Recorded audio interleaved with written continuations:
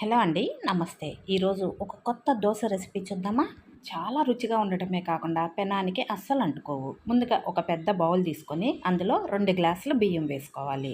తర్వాత ఒక గ్లాస్ మినువులు, ఒక గ్లాస్ పెసలు, అలాగే ఒక గ్లాస్ అలసందలు కూడా వేసుకోవాలి. ఇందులోనే ఒక గుప్పుడు సోయా బీన్స్ కూడా వేసుకొని శుభ్రంగా కడిగి రాత్రంతా నాననివ్వాలి. మార్నింగ్ మరోసారి కడిగి మిక్సీకి వేసుకొని పిండి చేసుకొని పక్కన పెట్టుకోవాలి. తర్వాత ఎంత పిండి కావాలో అంత పిండి ఒక చిన్న బౌల్లోకి తీసుకొని కొద్దిగా ఉప్పు వేసుకొని నీళ్లు వేసుకొని కన్సిస్టెన్సీని ఇలా వచ్చేలా చూసుకోవాలి. మిగతా పిండిని పులవకుండా వెంటనే ఫ్రిడ్జ్లో పెట్టుకోవచ్చు.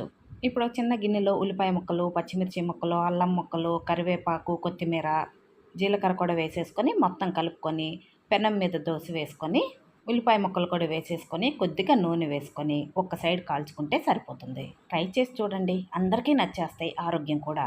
వీడియో నచ్చితే like and subscribe. Thank you for watching.